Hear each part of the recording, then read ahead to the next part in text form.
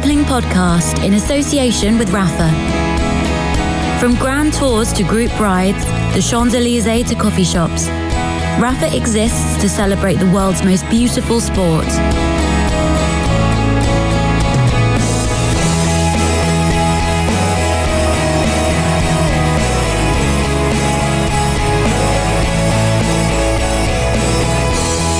Hello, my name's Richard Moore. I am joined today by Watford fan and blogger Lionel Birnie.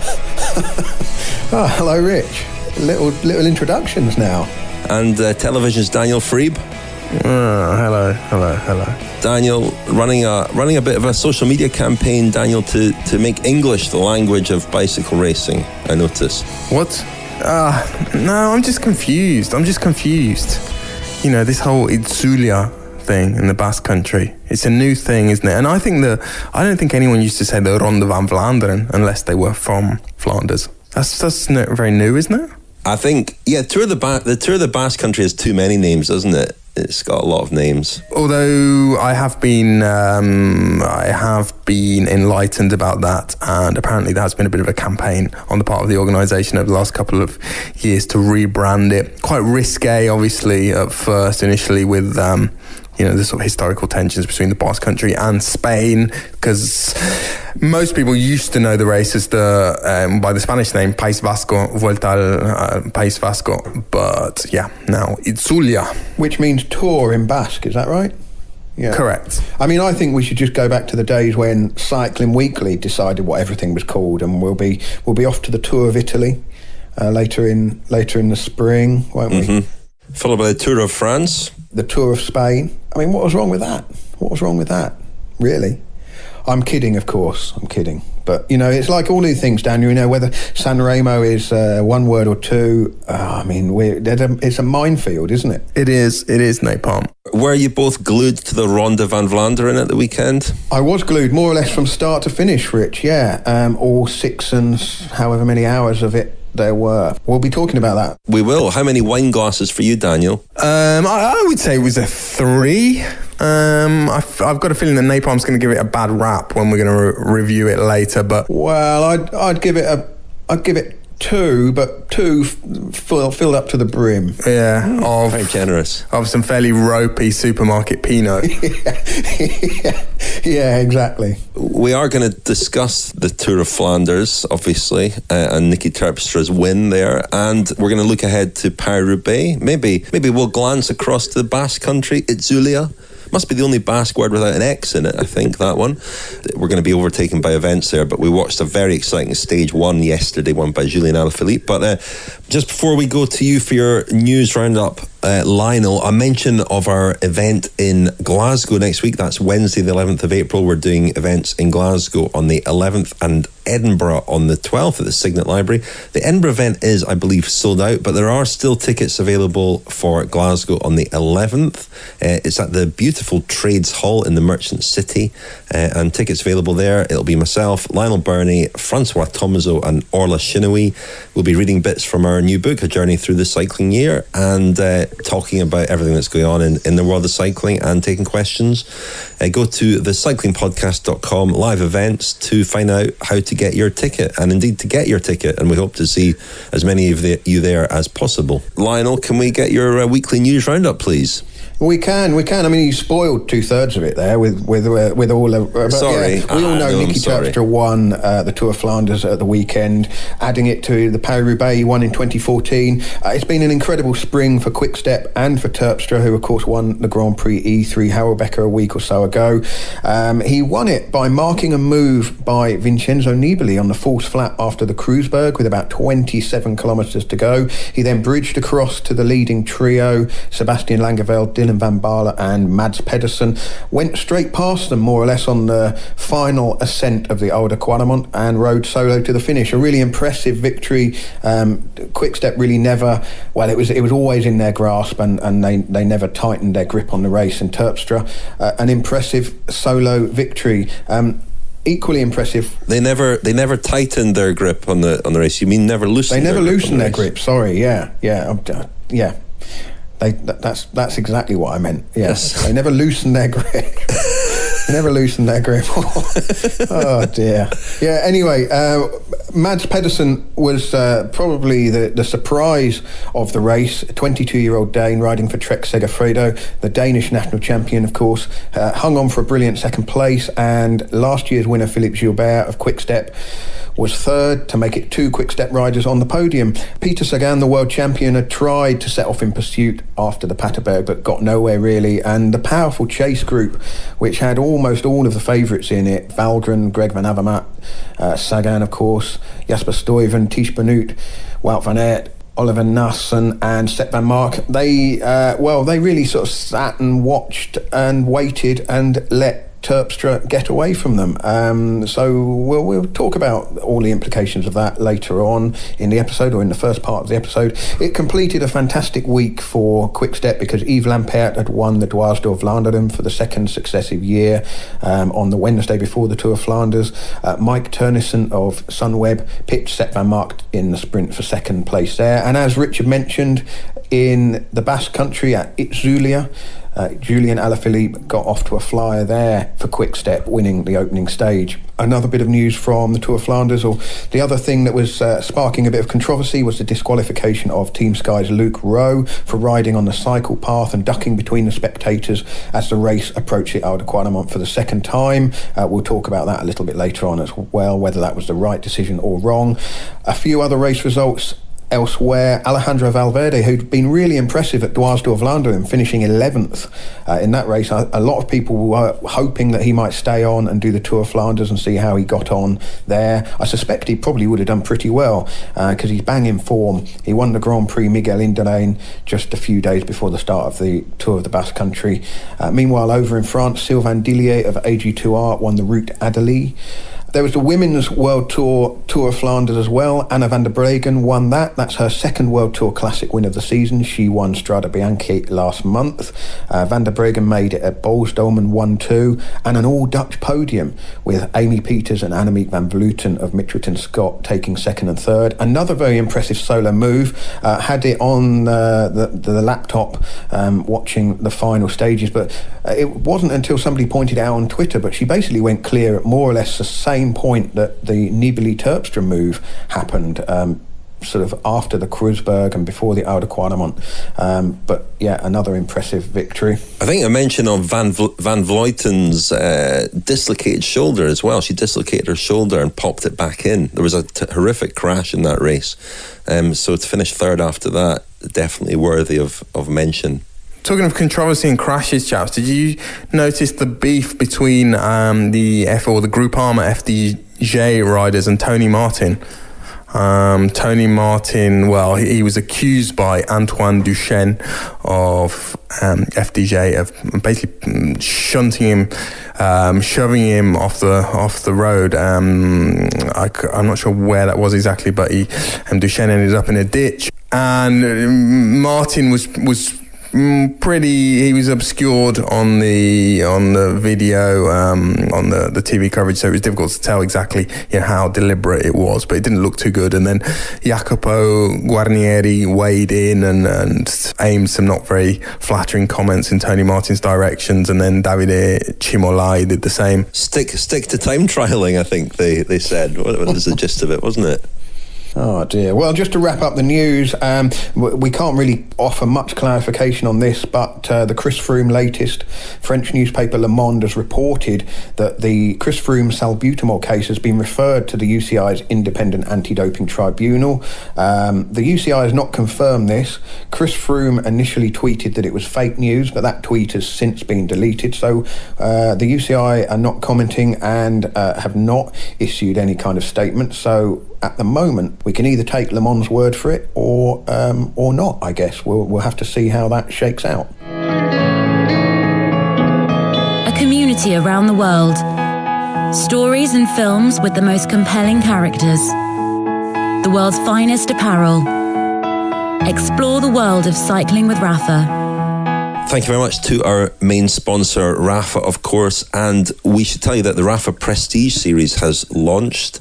Take on an unsupported and unmarshalled adventure across stunning terrain. Gather your team and sign up to ride together on challenging courses across the world. Find new roads and forge new friendships at the Rapha Prestige Series. The series offers a unique challenge to riders across the globe, from the rocky valleys of the Ozark Plateau in the US to the ancient forests of Obihiro in Japan. Open to all with a number of women-only rides.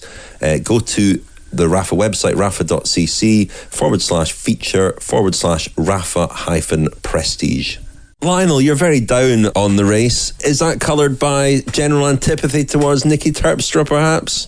I'm not down on the race. I mean, a 6 out of 10 Tour of Flanders is just below average for the Tour of Flanders. Better than a 5 out of 10. Yeah, exactly. But I think that a number of things on Sunday just left me a little bit cold. One was how obvious it all was. As soon as Terpstra bridged across to Vincenzo Nibali, I just thought, well, that is it done. And in fact, Daniel sent me a text saying that's it. And I thought, well, yeah, that's exactly what I was thinking. I was thinking as soon as Nibali couldn't hold that wheel and Terpstra was away, and then seeing how he blasted past the three up the road, it was done. I wanted a bit more action going on behind. Everyone just allowed it to happen, and that's fine. That's how these races are. They kind of hinge on these moments that no one.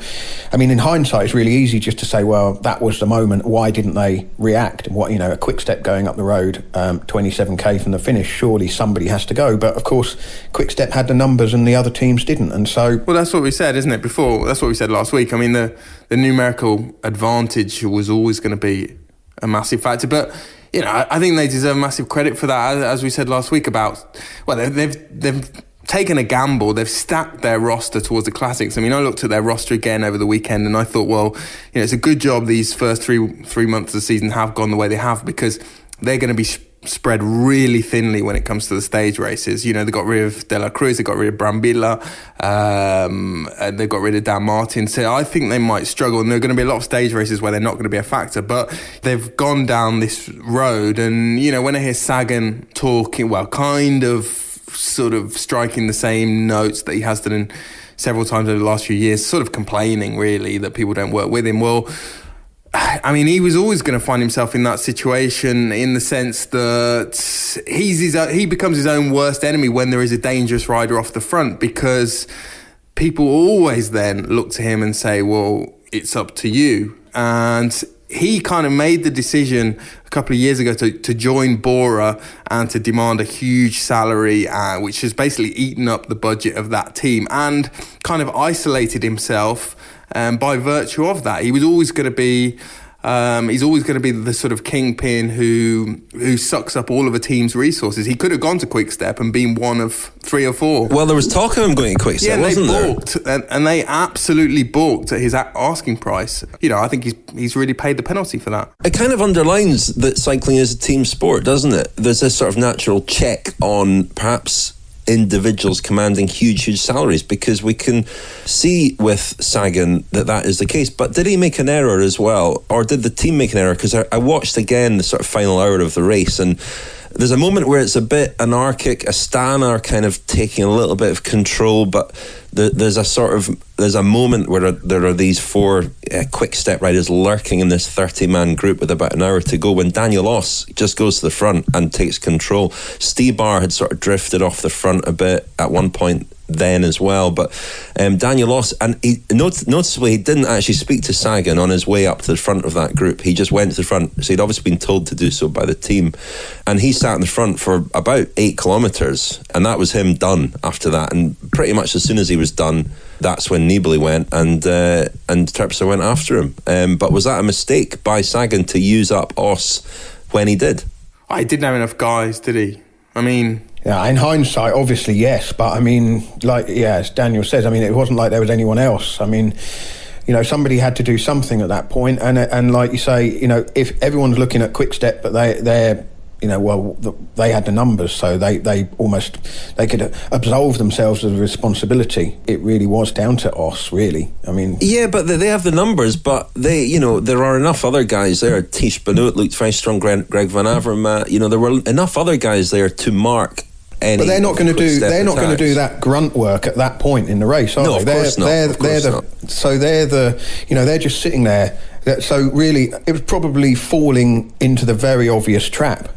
Os doing all that work, but then who knows? I mean, it's only now in hindsight you look and think, well, the way that front three, Pedersen rode fantastically to get his second place, but as it kind of all boiled down to that front three of Langeveld, Van Baarle and Pedersen, you couldn't have imagined that Van Baarle and Langeveld would crumble quite as much as they, or quite as quickly as they did when Terpstra caught them. I thought they were riding more strongly than that. So at the time, it was probably the right thing to do, but the obvious mistake in hindsight for Bora and Os to do that work then. But like you say, it's not until the end of the race that it kind of all shakes out. It's really easy to say afterwards, but at the time when the gap's still not really coming down and there's riders up the road that might be dangerous or might not be, everyone's still worried about a surprise or a shock. I mean, particularly Langeveld, not somebody that you want to be just drifting 45 seconds off the front, not under control, is he?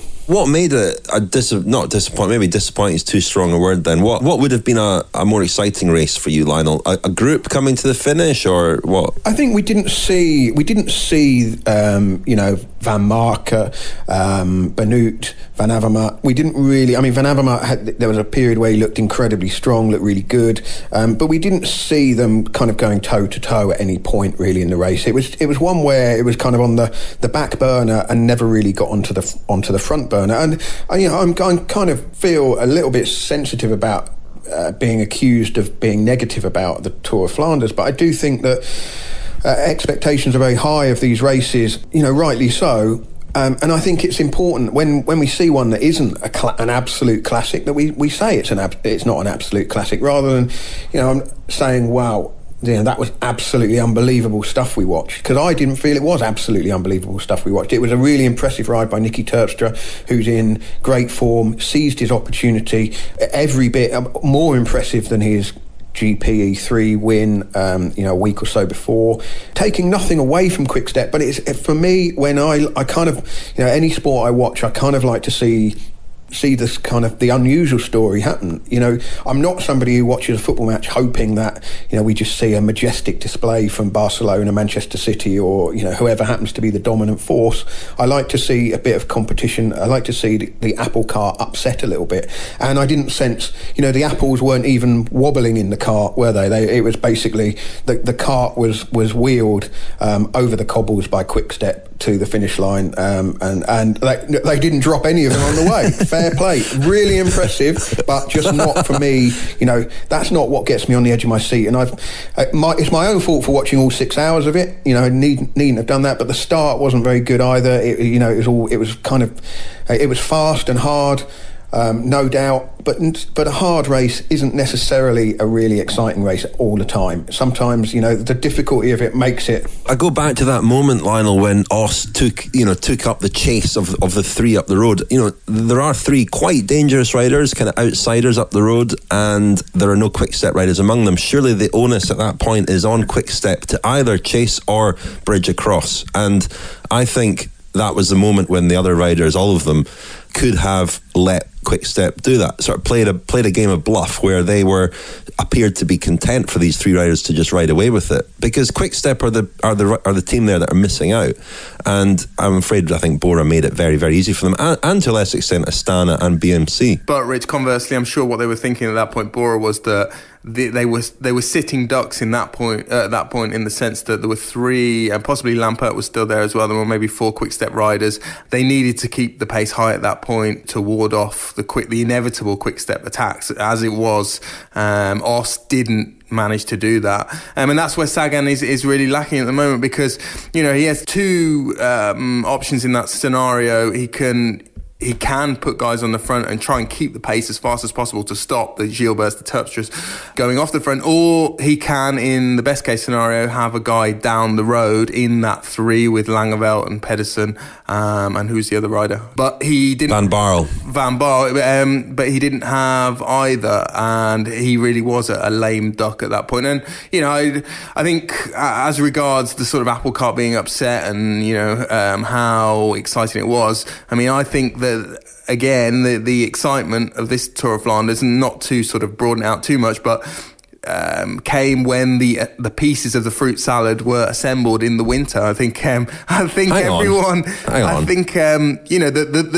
Tour of Flanders was won at the end of last year when Quick Step decided to keep all of those riders, the Terpstras and the Stebars, and they got rid of Dan Martin and Brambilla. And Terpstra's your golden delicious, isn't he? I'm not having a fruit salad analogy. There was no fruit salad about it. It was literally just apples in a cart for me, and that's fine. Yes, Terpstra. By that I mean he leaves a little bit of a sour taste for we don't really know why.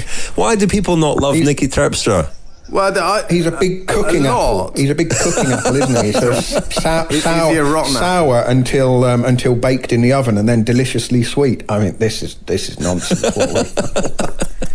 Well, I think a lot of this stems, Rich, from, well, I think a lot of it is kind of rooted in reality, but there was a piece in L'Equipe a few years ago which went into quite a lot of detail about how unpopular Terpstra was in the peloton. I looked that piece up this morning, and there's some good quotes from Terpstra. He said, "I've realised that I've got a lot more enemies than friends in this sport, but I don't need any friends."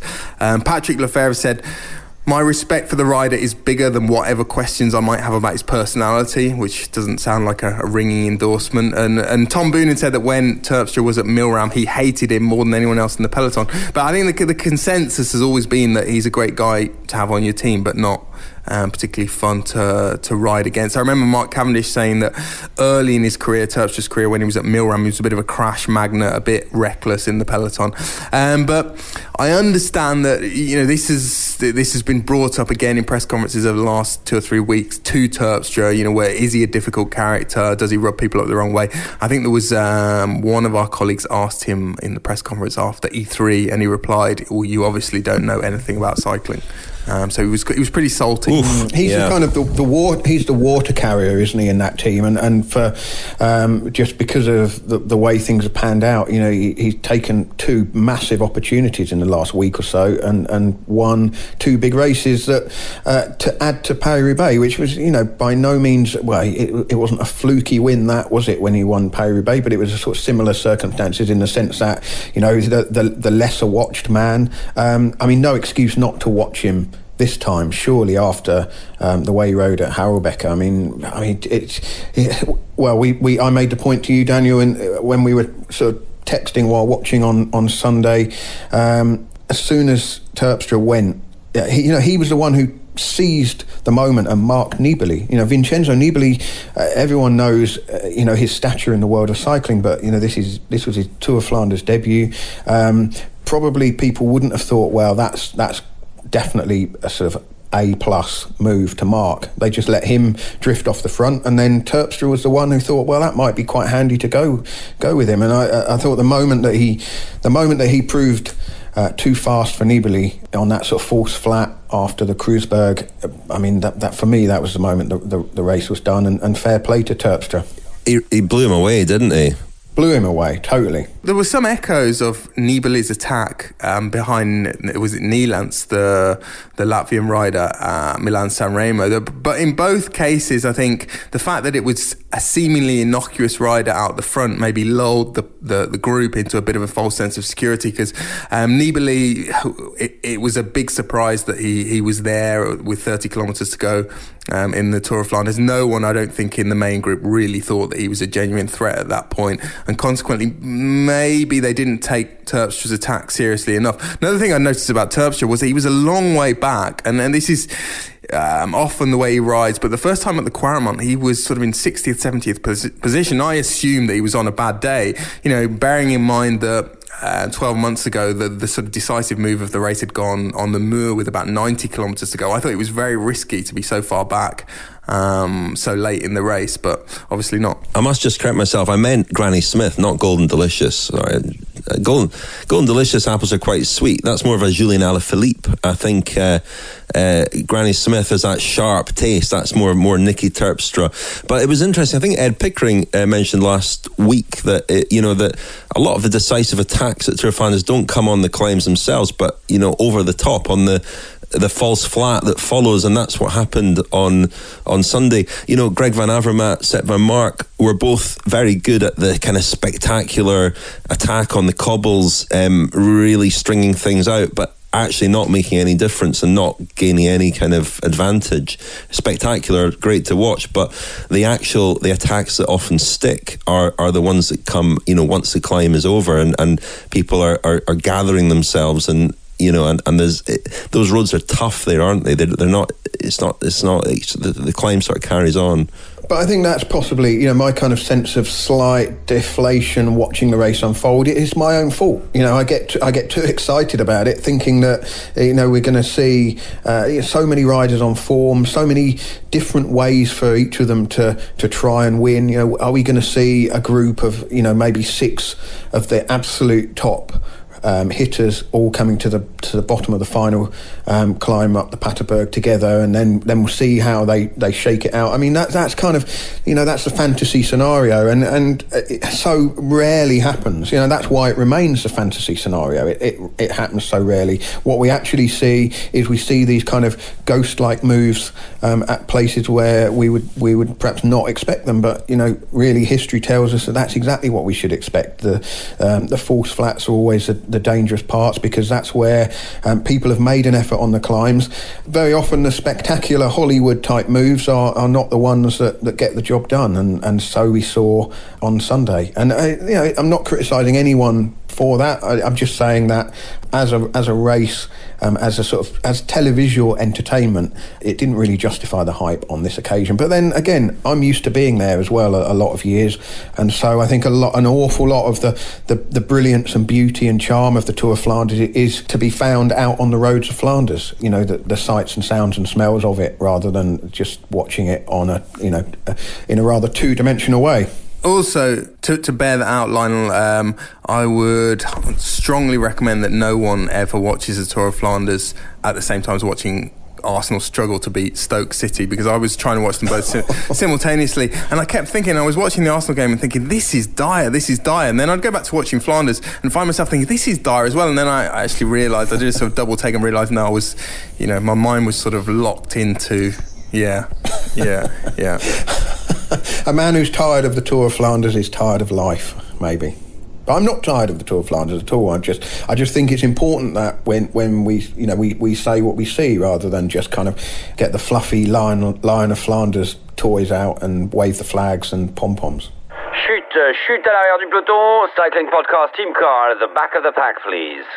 The voice of Seb Piquet reminds us to tell you that this week's episode is being sponsored by The Economist. We welcome back the 170-year-old magazine as a cycling podcast sponsor, and we've got a listener offer that we'll tell you about in a moment. But first, Lionel, you had a look at economist.com. Anything catch your eye? Yeah, The Economist is about more than just economics and finance. It also covers current affairs and politics, and the story that leapt out at me before the weekend was the Palestinian protest marches, which erupted into violence with the Israeli forces killing over a dozen Palestinians in Gaza. And the reason that caught my eye was because the Giro d'Italia is starting there in a little under a month's time.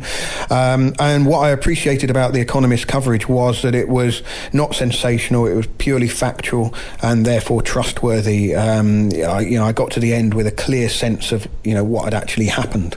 Well, I read the magazine itself, and especially the special 10-page report on AI, artificial intelligence, mainly to see if there were any threats to us, Lionel, as journalists, or indeed as podcast hosts. Will we be replaced by robots? Welcome to the cycling podcast. Is that how it's going to work?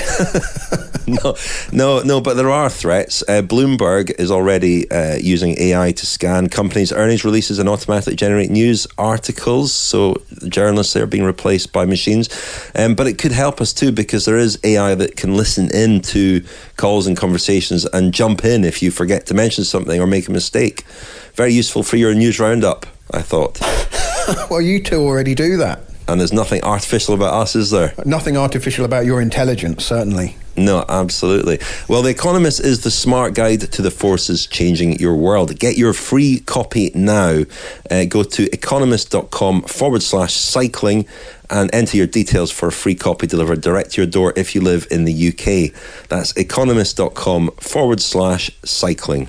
So, chaps, just picking up any more loose threads from the Tour of Flanders, quite a few talking points from Mads Pedersen. You know, when Niki Terpstra blasted past those three leading riders, you wondered if he might have just, stayed with them for a... Well, I thought he'd made a mistake, Rich. I thought exactly that. I thought that he should have squeezed the last drops of energy out of them and then gone on. But, yeah, they do say that when you do catch a group, the smartest thing to do is usually to counter-attack straight away. I think it was the right decision because Pedersen, might have been a difficult guy to drop because he kept that gap pretty constant and he seemed to get a second wind and at one point I even thought he might catch Terpstra. He was incredibly strong. Yeah, he's a guy who showed a bit of pedigree on the cobbles as an under-23. He won the under-23 Gent-Wevelgem and obviously a big talent, won Tour of Denmark last year. Just 22 years old, I think was the youngest or the youngest guy to get on the podium of the Tour of Flanders since Freddie Martens in the 70s. I was doing some research about him earlier, typed Mads Pedersen into Google, and one of the first links that came up was Danish tomato farmer aims to become Europe's biggest producer of medicinal cannabis. But apparently it's a different Mads Pedersen. God, he's multi-talented. But the interesting thing is there, and I noticed Trek Segafredo have tied him up on a new longer term contract.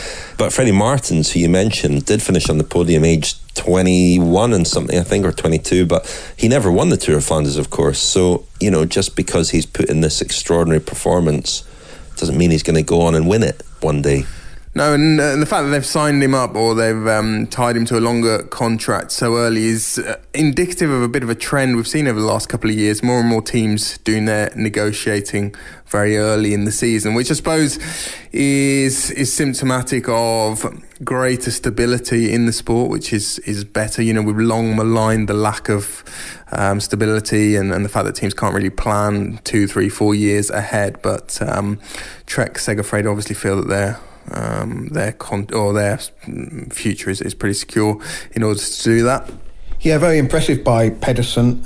But what about the controversial talking point, the disqualification of Luke Rowe for basically going on the bike path and weaving back between the spectators to get back into the bunch just as they were making that right-hand turn. He was disqualified from the race and pulled out as soon as he'd been informed that he was disqualified, and then said afterwards that basically there's been a flick across the road which had forced everyone to the right, and he was left with the choice of either crashing or staying upright and going behind the spectators, who had encroached a bit and narrowed down the available space for the riders.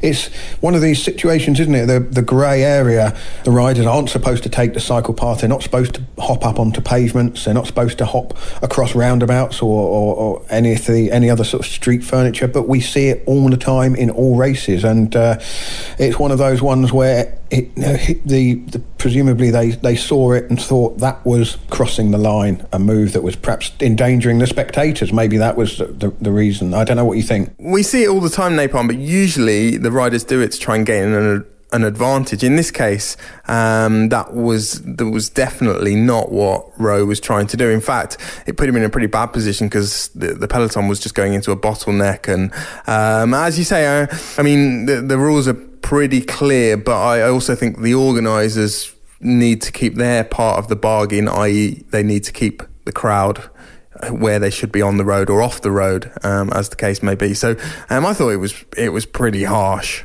Yeah, and it's not applied consistently, is it? Which makes it confusing for everybody. It's difficult as well when the cycle path is just a continuation of the road. It's just a line on the road. I used to ride in amateur races in the UK where you weren't allowed to cross the white line in the middle. It was impossible not to if you were on that side of the bunch and something happened that literally forced you over the line. In that case, if you're going to have the cycle lanes as non-entry points, put up some tape or something. I just don't think it's practical to expect riders not to, you're going to have riders on that side of the bunch, and if something happens to force them onto the cycle path, what are they supposed to do, actually? And later on in the race, we saw Peter Sagan jump onto a pavement, I think, to cut a corner, and he wasn't disqualified. So The rule isn't consistent, but I also think the riders, it's extremely difficult for them to not drift onto a cycle path when that cycle path is just a continuation of the road. Well, especially if what Luke Rowe says is true, and we have no real reason to doubt him. I mean, these kind of movements where everyone moves from one side of the road to the other, I mean, there's absolutely nothing you can do to stop that. I mean, that's how the peloton moves. And so, they will go as far as they possibly can. And of course, we only saw a clip of it, so we don't know the circumstances that led up to that move that led to Luke Rowe going right of the spectators rather than left. But it looked to me, just from the aerial shot, that he's being genuine when he said he'd had no choice, and he wasn't taking liberties with the spectators' safety either. He slowed down quite considerably and cut back in where he could, and I think the spectators there have caused the issue by encroaching onto the cycle path area, and unless there's a raised curb separating the road from the cycle path, as there often is, sometimes the cycle paths in that area of or all across Flanders, sometimes they're separated from the road on a raised bit. They're more pavement than they are road, but in this case it certainly looked to be more road than pavement, and so it literally is a case of where do you draw the line. And so it was a harsh decision, and one that will lead to sort of feelings of resentment if it's applied inconsistently. I mean, the commissaires, there aren't that many of them. They can't have eyes on everything. They're only going to take action on things that they see with their own eyes. Although there is recourse to use television evidence, I gather now, so they could have made a retrospective decision, but that decision was made out on the road. No comeback for it, and game over for Rowe. Pretty unfortunate for him, considering what he went through last year. Broke his leg on his brother's stag do. I think he'll be pretty pleased. A boating accident. I think he jumped into a river. Jumped into a river, was it? Yeah, that's but right. That's right. Yeah, I mean, I think he'll be pretty pleased though overall, because it was deep into the race. He was still there, and he's got himself back to match fitness, as it were, pretty quickly. And chaps, I mean, in some mitigation, I think there's a sort of sensitisation around this issue when it comes to the Tour of Flanders, because there was that awful incident in 2014 where Van Summeren hit a female spectator and she was paralysed. So, that's probably one reason why the commissaires are looking more keenly at this kind of thing than in other races. I mean, that said, just to return to the point about gaining an advantage, it was only a few weeks ago that Peter Sagan won a stage of Tirreno, having bunny hopped onto a curb in the last 2 kilometres, and we all raved about what fantastic ingenuity he'd shown. So yeah, a tricky one. And just on Sky, chaps, interesting that they still haven't really cracked the Tour of Flanders, have they? Sagan. No one in the top Sagan 10. was pretty critical about their tactics. What they tried to do with Van Baarle.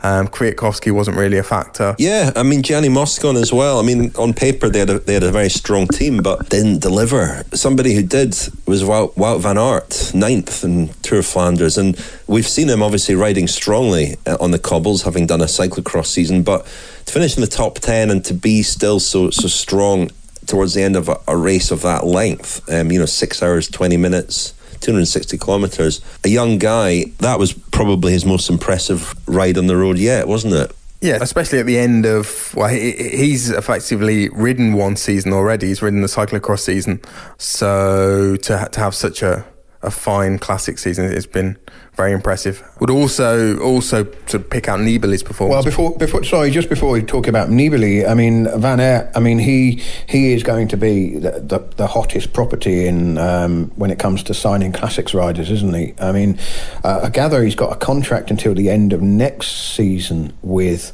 his current team, but whether or not somebody would manage to prize him away from Veranda's Willems Crelan, which is his current team, a small Belgian team. It remains to be seen, but there won't be a sports director in the World Tour who wouldn't be interested in signing him, I wouldn't have thought. Yeah, and just to go back to Nibali, Van Aert's come in from cyclocross and shown, that riders from that particular discipline can excel in the Tour of Flanders. Well, Nibali is coming from stage racing and known as a stage race specialist, and like Valverde in Dwars of London, really I think impressed everyone on Sunday. We talk so much about the sort of savoir-faire and the experience and the knowledge you need and the years of studying the route and having experience on those roads in order to be able to do well in the Tour of Flanders. And he came in and just as he does, took it all in his stride and was very nonchalant and was really right up there in the thick of things until the last time at the Quaremont, so with about 20 kilometres to go. Yeah, the thing that, I slightly raised my eyebrow at your kind of obsession about the weight of Tour of Flanders winners, Daniel, asking whether very slight riders could be a factor, but actually that was a factor, because where you need, where the climbers are going to be the most vulnerable is on those false flats, where it becomes all about, it's not about climbing, it's not flat where you can kind of hide in the wheels. That is where the strongest beefiest riders can make their advantage told, and so while I was kind of surprised at how easily Terpstra dropped Nibali on that kind of false-ish flat, it's still fairly uphilly at that stage. It kind of all adds up, really. That was a kind of an area for the strong men to really press home the advantage, whereas on the climbs, of course, he's not going to have any real trouble at all when it's steep and short and punchy.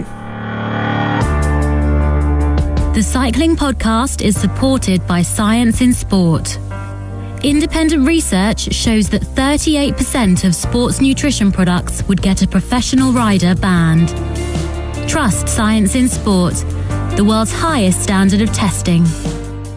Thank you to Science and Sport for sponsoring the Cycling Podcast, and a reminder that you, the listener, can get 25% off all your Science and Sport products at scienceandsport.com if you enter the code SISCP25. That's SISCP25 at scienceandsport.com. I'm meeting their experts this week to put some of your questions to them. We'll probably do that later in the year as well, but over the next few weeks and months we'll hear some of the responses to some of your very good questions. We've had some really interesting ones, so listen out for that.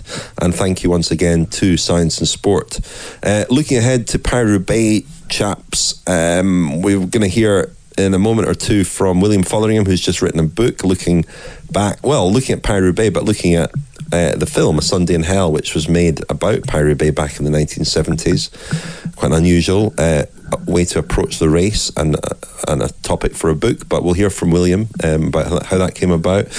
We were talking about Tour of Flanders, of course, earlier on, and interesting to think about Daniel Oss and me questioning his role on Sunday, because last year when he was riding for BMC, he perhaps was the guy that did more than anybody to win the race for Greg Van Avermaet. He was up the road most of the day and was a really useful ally for him towards the end of the race as well. And now he's joined Bora, and he's a teammate of Peter Sagan, and it's a race that perhaps suits him a little bit better. So maybe, having written off Peter Sagan, maybe Sunday will be Peter Sagan's day. Although, Daniel, I don't think you've never been confident that Sagan would ever win Paris-Roubaix, have you? No, I don't really think he's that well suited to it. His record bears that out. He had a 6th in his first attempt, then a 23rd, an 11th and a 38th last year. Even the time when he finished 6th, it was a fairly innocuous edition of Paris-Roubaix, in the sense that about 25 riders finished within just over a minute of the winner. So the weather, the forecast at the moment is for dry and sunny weather, which I would suggest might suit him well, in the sense that when the weather is like that, we tend to see a lot of the sort of non-Paris-Roubaix specialists coming to the fore. But I remember getting into an argument with someone on Twitter about this a year or two ago, about the fact that Sagan's very atypical for a Paris-Roubaix rider, just in his riding position. He's very much on top of the bike. He's not very stretched out. If you look at Terpstra at the weekend, that is someone who, to me, is the quintessential Paris-Roubaix rider. rides a lot in the drops and is very sort of flat-backed. And you do hear people talk about Paris-Roubaix as a very long time trial, or certainly the cobbled sections, the 50-odd kilometres or however many kilometres it is of cobbles, they are effectively time trials, and that is not necessarily Sagan's strength. You say it's a long time trial, Daniel, so Tony Martin then? Well, I've always thought that he would have a good chance in Paris-Roubaix. I mean, he's turned his attention to the cobble classics a bit late in his career, only in the last couple of years, and he always looks and looked again at the Tour of Flanders as though he doesn't really know what he's doing yet. He doesn't really know how to ride these races, where to be. I've never really seen him ride one of these races and thought he's really kind of had a sense of what's going to happen and been in the right place at the right time. But he's certainly got the power and has in the past looked very, very good in isolated phases of certain Paris-Roubaix. But it's going to come down to quick step against the rest again, isn't it? I suspect. I mean, they've got an embarrassment of riches for this as well, haven't they? I mean, Terpstra, of course, you say the quintessential Paris-Roubaix winner or rider. He is a former winner. Stibar's been on the podium at least a couple of times, I think. They're going to have strength in numbers again, which is, well, if you're looking for a team to win the race, that is, that often bears out in Paris-Roubaix, because it isn't as controllable, and if you can get one of your B or even C riders up the road in one of the moves that you think, well, that's not going to go to the finish, suddenly it becomes, it can become really important, and you just never know how it's going to pan out. And just looking at their roster, I mean, it is remarkable, isn't it? It's going to be Gilbert, Yves Lampaert, Sénéchal, Florian Sénéchal. He's who I traditionally at this point of the year, I always tip him to win Paris-Roubaix. Perversely, this is probably the only time in history this has ever happened. I think his chances have diminished since he left, by virtue of leaving Cofidis. I don't think that's ever happened, that a rider has become less likely to win a race when they've left Cofidis.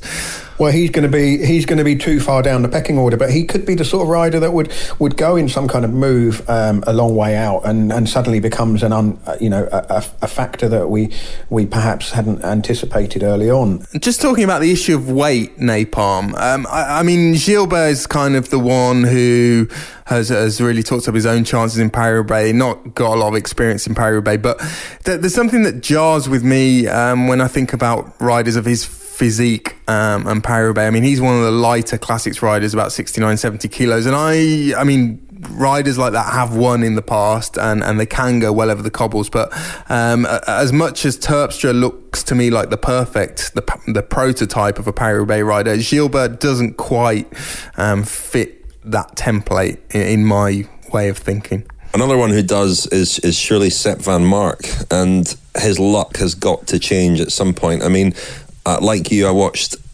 pretty much all of the Tour of Flanders, and when he crashes, right at the start of the race and has quite a hard chase to get back on with Alberto Bettiol, you think then, well, that effort's going to tell at the end, and he was still strong. I mean, he's still one of the strongest riders in the race, but he made a lot of big efforts early in the race that would have cost him at the end. He's obviously in great form. With a bit of luck, with a following wind, as it were, he could finally perhaps get the result that he threatens to produce. But a couple of riders who did very well last year at Roubaix, Jasper Stuyven and Gianni Moscon, they were the young riders who really showed themselves as potentially future winners last year. Both seem to be going okay. I mean, Stuyven seems to be going very well.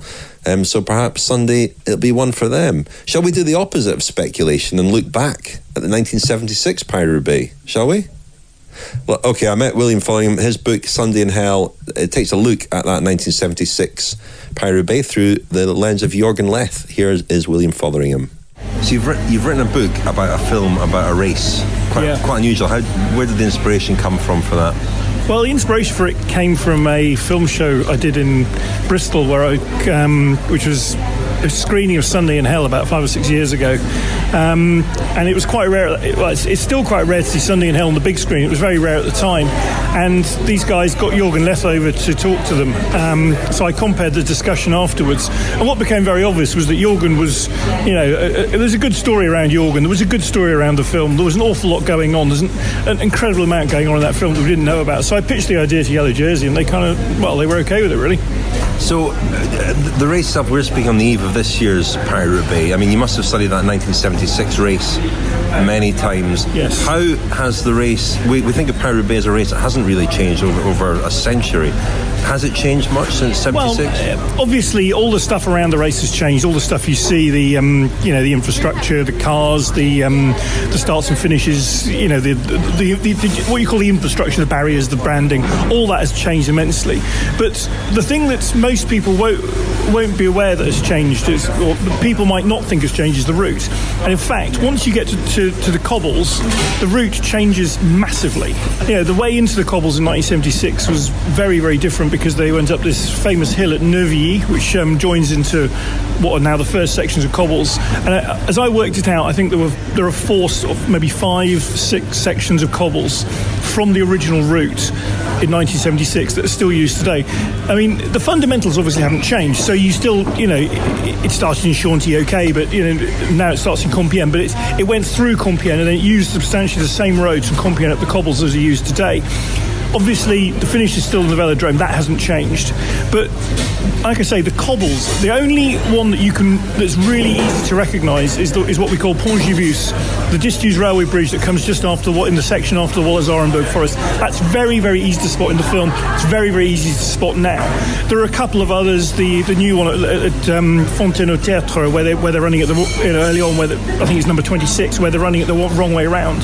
It took me months, ages to work out precisely, how that ties into the film.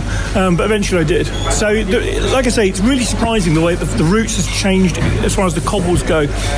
Obviously, that's because things have been built on the cobbles, like railway lines and so on, and they've tarmacked some sections. And then finally, Thierry Gouvenou recently has tweaked the route quite a lot to try and make it tighter and more attractive for television. What back then, 76, was there the same mythology around Paris-Roubaix? I mean, now we know all about how the cobbles are preserved, and it's one of the biggest races on the calendar, obviously. But was there that same sense at the time that Paris-Roubaix was a race that was going to endure, or was it under threat as it was a little bit later on? No, it was under massive threat. It was under absolutely immense threat, because there was no hint that anyone was going to try and preserve the cobbles. It was only 8 years after Jacques Godet called Albert Bouvet into his office and got him to basically rejig the entire route, putting in all the sections that we know, around Valenciennes, particularly the Arenberg Trench. So it was under huge threat. And like one thing I write in the book is that at the time when Leth did his film, he didn't, that race could have, quite easily ceased to exist a few years after, So should people read the book first and then see the film, or see the film and then read the book? My advice would be see the film and then read the book. Alternatively, if you can't get to the film, you can, if you can't get to a screening the film, we're showing various screenings where you can come along and watch the film and then get a copy of the book, which I'll sign. But if you can't do that, the other alternative is you can get a DVD, and the best one is through the Danish Film Institute, or as final recourse there is a YouTube version, but the quality of the visuals is nowhere near as good. So that was William Fotheringham there. His new book Sunday in Hell is out now, and he was looking back at the 76 Paris-Roubaix and what makes Paris-Roubaix such a special race as it is. Who's going to win this Sunday, chaps? Roger de Vlamingh.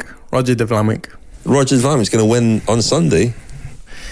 Yeah, he's gonna finally claim that 5th cobblestone. No, I wish Roger de Vlamingh was still racing. Unfortunately, we only see him competing these days in things like the World Wife Carrying Championship, not Paris-Roubaix, but no, not quite Paris-Roubaix, is it?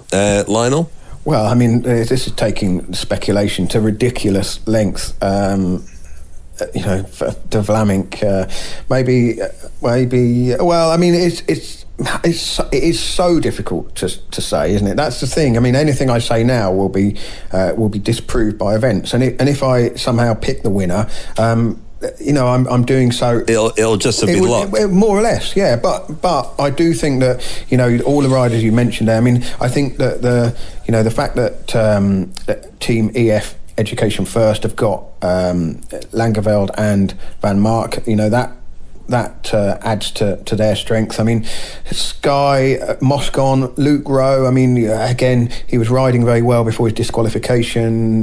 Difficult to say how he will go over the additional distance, but has done well in the past. So it's going to come down to it's the numbers game and who plays it the smartest out of and weighs up the relative strength of their riders best on the day. I mean, that's kind of how it goes, isn't it? The team has to kind of commit, right, this is, for example, if Daniel Oss went up the road at some point, Bora would have to say, well, is this what we're going to do, or are we going to try and do something with Peter Sagan? I mean, that's how these Paris-Roubaix particularly plays out. The decisions aren't made on the week before or even in the team meeting. It's out on the road when stuff is happening. Daniel Oss would be a good winner. He's the sort of rider that you could imagine him just riding away and everyone doing the equivalent of letting Terpstra go up the road and then realising when it's just too late. I mean,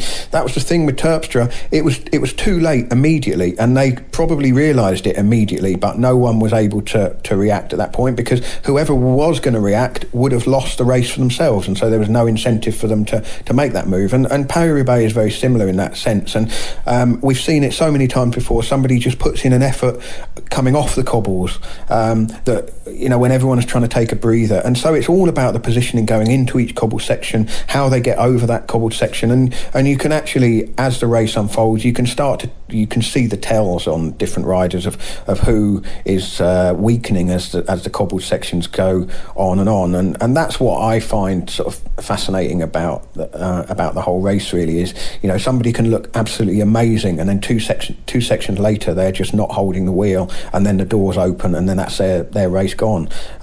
So yeah, why not somebody go for a long one that we're not expecting, or maybe it'll come down to 8 riders in the velodrome. Who knows? The bookies, Napalm, who do speculation, they've got Peter Sagan as favourite, which is ridiculous. All of them have got Sagan as favourite. Then, well, we know how that works. But he's just favourite for every race, isn't he? My tip would be Arnaud Démare. That is a very good shout. I think he's been riding really well all spring. He's not particularly well suited to Flanders, says that himself. But FDJ did a big sort of 2 or 3 day stint up in Roubaix at the start of the year. They went over the cobbles when it was very muddy, and then they did some sessions in the Velo Bowl, in the Roubaix Velo Bowl. They did some long sessions just working on riding at a really high tempo, sort of simulating the finale in Paris-Roubaix. And I think he's a good bet. Obviously a hugely important race for that team as well, a race that Marc Madiot won. How many times did he win it? Twice, yeah. And they won it way back in 1997 with Fred Gaydon, who I think is the last Frenchman he is to win the last Paris-Roubaix. French winner, yeah. Radical stuff though from Groupama to actually practice their cycling before the race. That's incredible stuff. I just hope Tony Martin doesn't knock him off at some point. But no, that is a good shout. They've looked good as a team as well, and perhaps that intervention by Tony Martin actually hampered their game plan on Sunday as well. Another guy who was up there was Christophe. I thought Christophe rode pretty well at the weekend, and in theory has a good Paris-Roubaix in him. And if he can get to the finish in a group with Démare, it could be a shootout between the pair of them. A guy who's not riding, but quick step, Bob Jungels. Does he have a good Paris-Roubaix in him at some point? He won the junior Paris-Roubaix, I think I'm right in saying. But well, there you go. He's very much focusing on other things these days, isn't he? I mean, Peter Sagan won junior Paris-Roubaix as well, didn't he? So, mind you, so did Jaroslav Popovic. Yeah, I think. Yeah, I mean, let's. No, Peter Sagan must have won the under-23 because he didn't win the junior, but Mads Pedersen won the junior Paris-Roubaix, as did Jasper Stuyven, as did your man Florian Seneschal. Daniel. So voila. Yeah. Before we go, Rich, why don't we just hear a little clip from your Friends of the Podcast special last year, made with Matt Heyman, who had won the 2016 edition, having come off the back of an injury, crashed at Het Nieuwsblad, and then trained solo in his garage, and came back and won Paris-Roubaix. Sometimes when I look at the young guys and see that they've got 10, 12 years, I'm a bit jealous of that. That you're going to be lining up at these big races, rolling into that amphitheatre at Brugge to start Flanders. You know, it's spine tingling, rolling down the start of in Compiègne and heading off on a Roubaix and getting to the velodrome there. You know, it's what it's all about. That's why you do it. That's why you train for months in the winter. Slightly downhill at this point, and Heyman has clipped onto the back. And Tom Bonan is sitting in second position. If you'd like to hear the rest of that episode, Richard talking to Matt Heyman, talking through how he won Paris-Roubaix while watching footage of the race. Fascinating. Well, we watched the race, yeah. We watched the final hour. Yeah, it was a great idea, that. You only saying that because it was your idea. Yeah, that's fine. You executed it brilliantly, Rich. But if anyone wants to listen to that, brilliant. It's part of our 2017 Friends of the Podcast programme. Sign up at thecyclingpodcast.com. It's £10 to listen to all of last year's content, and we are rolling out this year's Friends of the Podcast episodes on a more or less monthly basis. There'll be a few specials coming up as we get to the Grand Tour season as well. Bonuses, I should say. Well, we've got one coming up on Liège-Bastogne-Liège as well, don't we? We've just released one called the Flanders Cycling School, which follows some of the young riders trying to make it as a pro in Belgium and living in a house belonging to Tim Harris and Jocelyn Ryan in East Flanders. We had a message from a listener who suggested that we make that episode available free to young riders, and so that's what we're doing. It's a great idea. If you are a junior or an under-23 rider anywhere in the world, then please email us, contact@thecyclingpodcast.com, and we will give you free access to that episode, the Flanders Cycling Factory, which is also available to friends of the podcast. Go to thecyclingpodcast.com to sign up. Can I just correct something that I said about Peter Sagan? He actually finished second in the junior Paris-Roubaix in 2008 to Andy Fenn, the British rider who rides for Aqua Blue now. And Rich, Bob Jungels won the under-23 Paris-Roubaix, not the junior Paris-Roubaix, and he won it by about 3 minutes. Should we wrap things up there, chaps? I'm not sure I got your tip, but we got Daniel's tip for Paris-Roubaix. Lionel, just say a name. I'm going to say then, seeing as they're going well and they had a good result with Mads Pedersen, I'm going to say Jasper Stuyven. Okay, I'll go for Daniel Oss. There we are, left field. Okay, that's all for this week. Thank you very much, Daniel. Thank you, Rich. Thank you, Lionel. Thank you, Richard.